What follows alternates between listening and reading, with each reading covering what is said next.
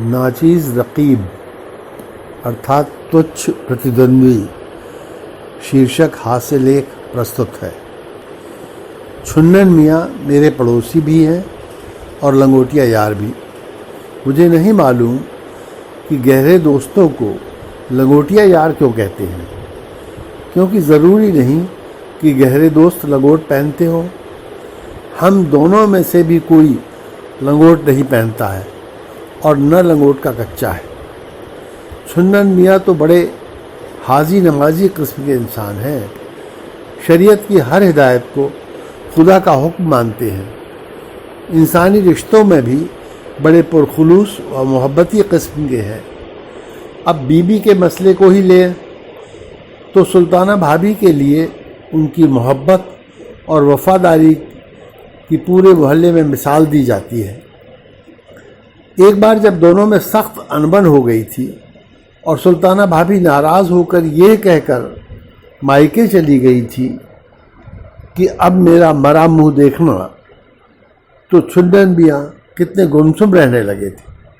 और अल्लाह कसम, जो उन्होंने घर के आसपास उम्मीदवारी में चक्कर लगाती किसी हसीना की तरफ निगाह भी उठाई हो। जब काफ़ी वक्त गुजर गया था और भाभी जान नहीं लौटी थी, तो एक दिन उनके मामू जान उन्हें समझाने आए थे कि बेटा, तुम्हारे पास क्या कमी है?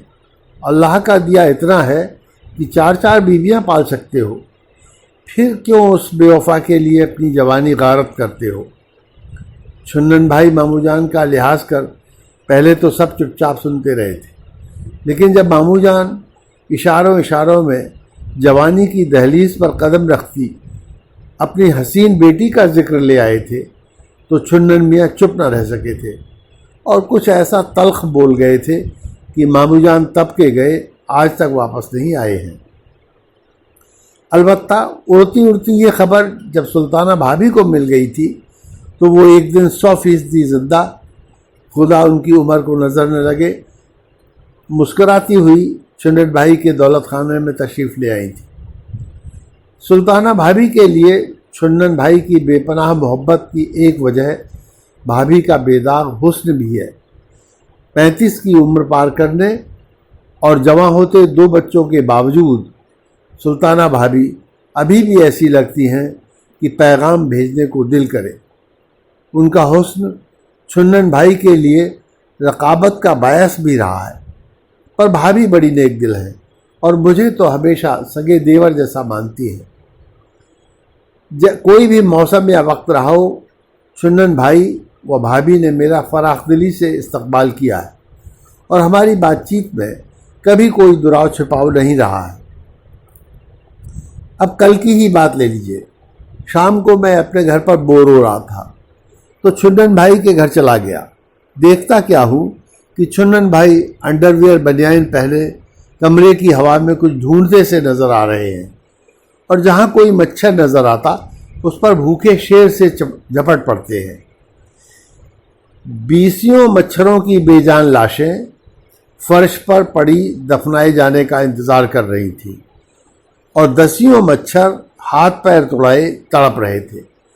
मेरे कमरे में आने से छुन्नन भाई के जिहादी जुनून में कोई कमी नहीं आई, बल्कि मुझे लगा कि उनके जोश में इजाफा ही हो गया है। मैं इस मंजर को देखकर भौचक्का हो रहा था और कुछ कहने ही जा रहा था कि तब तक चौके से आती हुई भाभी नजर आ गई।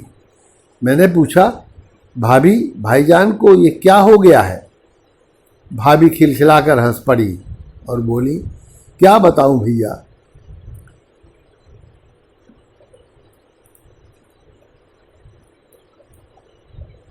तुम जानते ही हो कि अप्रैल के इस महीने में मच्छरों का कितना जोर है। किसी तरह न तो कम होते हैं और न काबू में आते हैं। कछुआ छाप के धुएं के ऊपर मंडरा कर नाचते हैं और गुड नाइट की खुशबू को इतर गुलाब मानते हैं। मच्छरदानी लगाओ तो हनुमान जी की तरह सूक्ष्म रूप धर लेते हैं और अंदर नमूदार हो जाते हैं।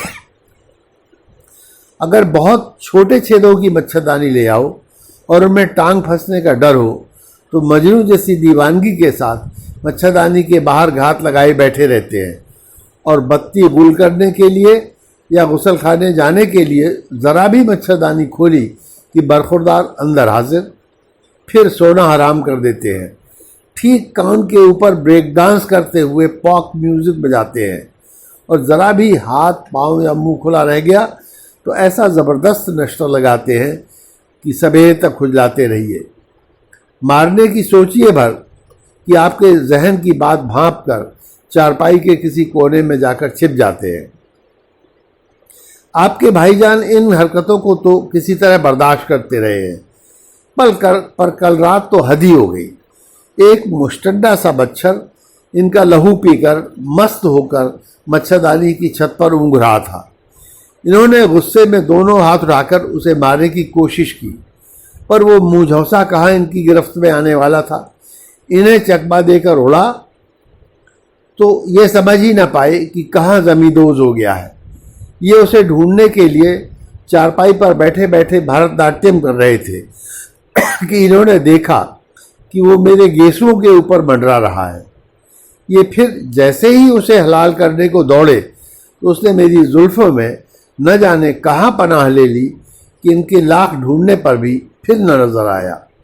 आपके भाईजान का पारा उस नाचीज़ रकीब की इस हरकत पर इस कदर गर्म हो गया है, ये तभी से मच्छरों के कत्लेआम में मुब्तला है।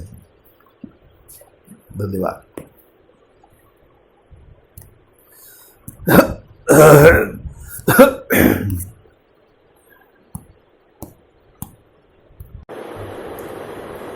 नाचीज़ रकीब अर्थात तुच्छ प्रतिद्वंद्वी शीर्षक हास्य लेख प्रस्तुत है।